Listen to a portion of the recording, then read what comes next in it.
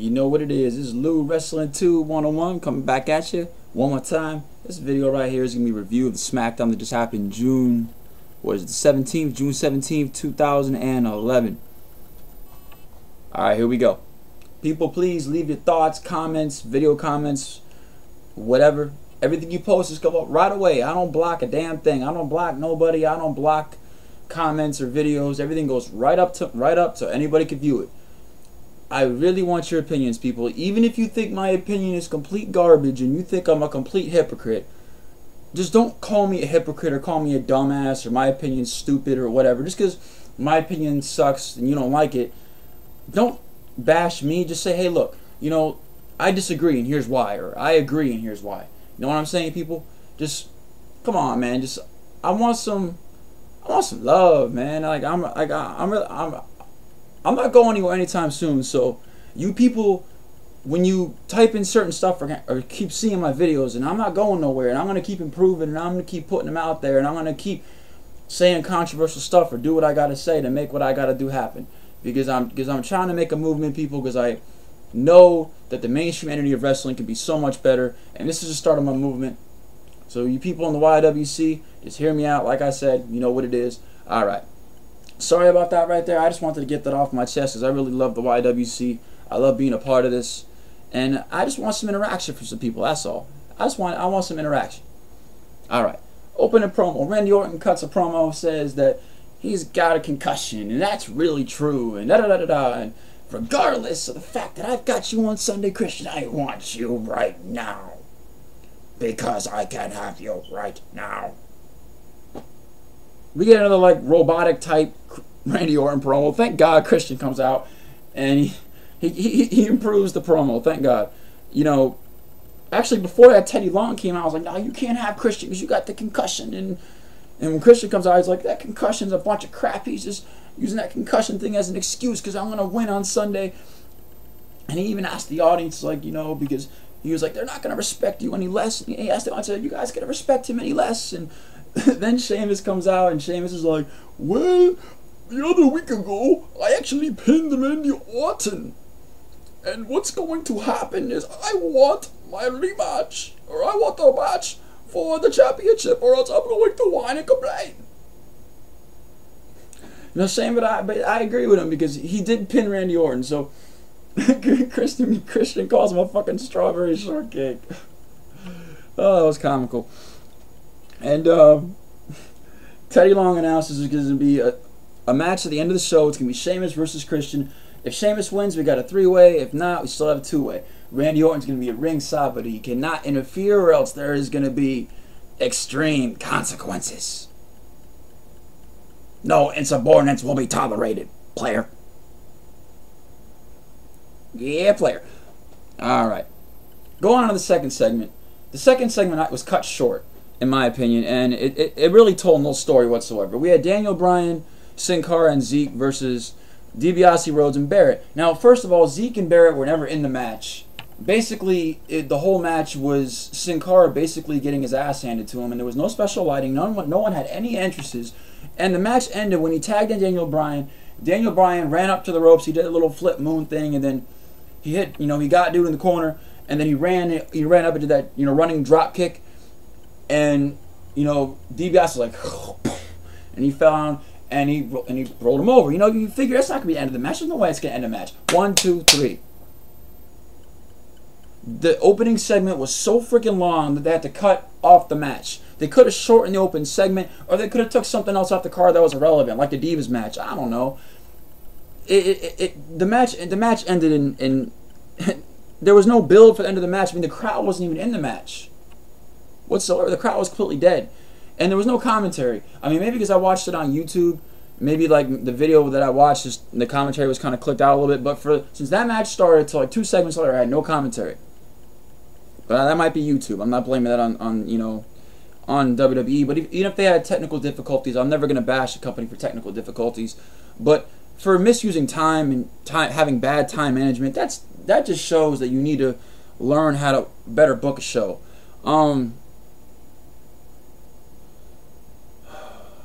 And once again, if Zeke and Barrett are supposed to be feuding They didn't even touch each other in this match. I don't.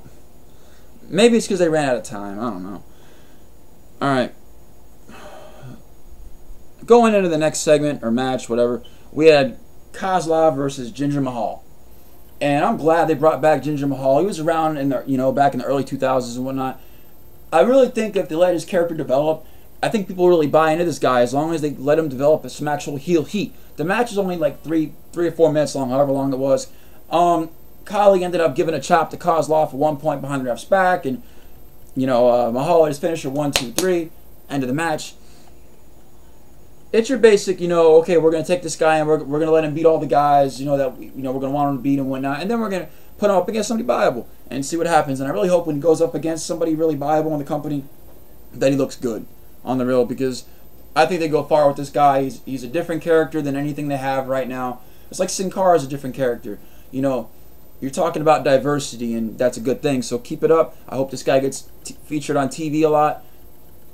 That's what it is. I was happy with it. Let me get an R-Truth video promo, and I know this is SmackDown, people, but I love the fact that they're giving R-Truth these video promos and Sin Cara these video promo packages. I've even seen Daniel Bryan packages. As a matter of fact, there was a video package of Sin Cara later on that night. It was actually right after the R-Truth promo, what I remember. Because at that point, my commentary came back on the YouTube. Once again, it might have been YouTube, it might have been the show. Technical difficulties, I'm not going to bash it. Then Big Show comes out and gets an interview with Josh Matthews, and they play the footage leading up, to this Sunday. And he's like, okay, so how do you feel, Big Show? He's like, and Teddy Long knows something's going to happen, so he runs out and he's like, no, it can't happen, nothing can happen because they're pressing charges. Rodriguez pressing charges. If you do anything, I'm going to get fired. And the crowd's like, whoa, yeah. But you're going to get fired too. Boo. Oh man, it was a good segment. I love the Del Rio Big Show build they've been doing, especially for this show. I really think they're building the feud quite well. So, to make Big Show happy, Teddy Long gives him Mark Henry. Mark Henry comes out, and when he gets has halfway into the ring, Big Show kicks him, pulls on, beating the crap out of him, knocks him out, and Henry gets stretchered out. Completely burial of Mark Henry, but he's irrelevant anyway as far as I'm concerned. I don't know why. I don't know what the point of that was. I mean, they could have just forgot about that whole segment right there, really, and could just incorporated one big, like a little bit longer segment of Del Rio and Big Show one time, and I don't know, maybe they could have extended the Sin Cara, Bryan and Zeke match versus Rhodes, DiBiase, and Barrett. Maybe we could have actually seen the end of the match and what might have happened. I don't know. The Divas match. This is another thing. Alicia Fox, Tamina Rosa Mendez versus Natalya, AJ Lee, and Kate. Once again, the people that know how to wrestle are never going to wrestle. No comment. Alright. I can't believe this is actually happening, people. Because I made a video about how the tag team division needed help. And I feel like maybe, I don't know, maybe WWE heard me say something. Because my video only got like 5 views. The Usos are featured on TV. I forgot they fucking existed in the company. And they beat Gabriel and Slater. The Usos went over. And I know we haven't seen them in a while, and it kind of doesn't make any sense, but I'm glad that they did that. The only problem I have with it is that, like, I wish they would have did this, I don't know, maybe like a week or two ago, because at the same time, Sin Cara and Daniel Bryan have this tag team, and we have the tag team champions on Raw, and since the tag team champions can be on both shows, why can't there be like a 3-way match for the titles between all 3 teams at a pay-per-view? That would be freaking awesome. It'd probably steal the show. I don't know. I would pay to see that. I'd pay to see that like more than wanting to see Randy Orton. Even though he's going against Christian, if Randy Orton or John Cena were in matches against mostly any other people, like, I'm not ordering the pay-per-view to see them. I'm ordering the pay-per-view to see everybody else. That's just me, though. You can call me a hypocrite, but that's just me. After that, Del Rio comes out, cuts a promo, saying he's destined to be the world champion, and not even the Giant and the Big Show is going to stop him. And he talks about, how Ricardo Rodriguez is pressing charges, and how it's his best friend, and how he's got a family, and he's got his wife and his kids, and she does this and he does that, and da da da da, and he's gonna get revenge and all this and all that. And he's like, if the Big Show was here right now, I'd spit in his face. It almost sounded like a babyface promo to me, but I thought it was a good promo. Big Show runs out after he says, I would spit in his face if he was here right now, and Del Rio just, and the Big Show is like, you know, he starts destroying everything on the outside. He destroyed the announce table. He picked up some other shit and tossed it. He was just fucking up the outside of the ring. So, you know, to me it looks like Del Rio might win because he's in Big Show's head, and it looks like Del Rio kind of got the better hand here to an extent. It looks like, to me, Del Rio is going to win. And even though with WWE's booking, because, you know, Big Show so ironically pissed off and whatever, and he really did get the upper advantage, Del Rio got an upper advantage as well as being a heel because he did the typical heel thing. So I'm hoping that all of this is going to, you know, come together, and Del Rio's going to win because he needs to, because after all the matches he's lost, I still give him credibility, but I don't know how many people anymore really do, because he's lost so much, especially the people that haven't seen him outside of the WWE. Alright. Then we get a John Cena video package. Whatever. Fucking Christ. Alright, people. Then Orton comes out. Orton comes out because he's got to see the match between Sheamus and Christian. And once again, no entrances. Oh, no, wait. Randy Orton had an entrance. The freaking love child of Terminator and RoboCop had an entrance. The match wasn't bad. It was pretty good. It ended when Christian was going up to the top rope to do probably a drop kick or whatever, and Sheamus cuts him off and just goes up there once like he's going to suplex him and shit. Gets up on the second rope, and Christian just kind of jumped back to the outside, grabs his head, he's just falling. Boom, right. Sheamus head go off the ring post.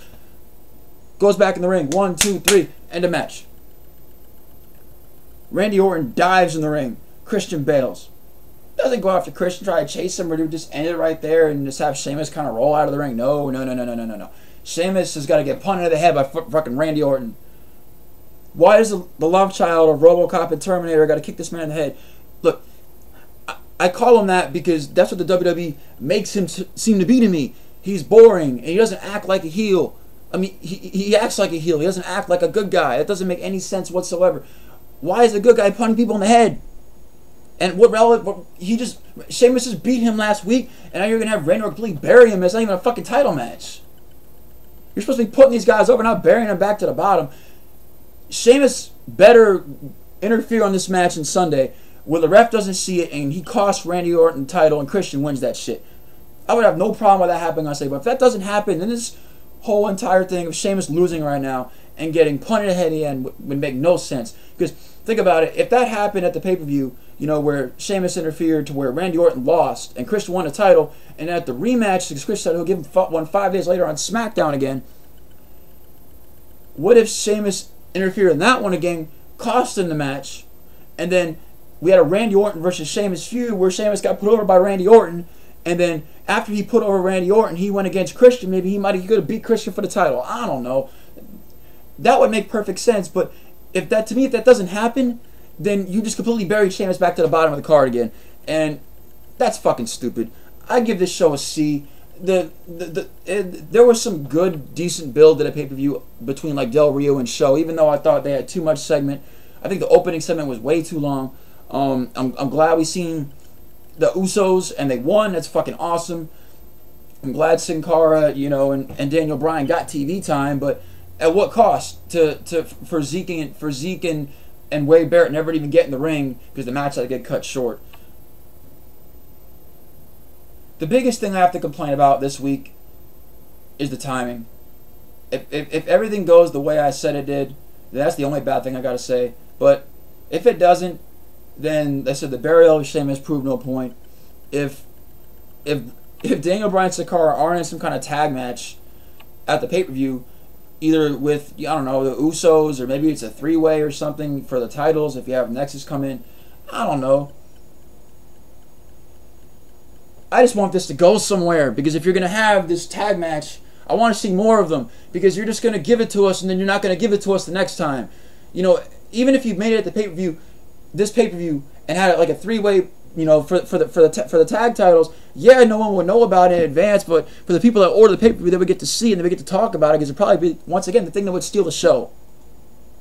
On the real. That's my opinion, people. This is Wrestling 2-101. You know what it is. Luke, come back at you one more time later on with a video on my thoughts of what's going to happen at the pay-per-view this Sunday. You know what it is. Peace.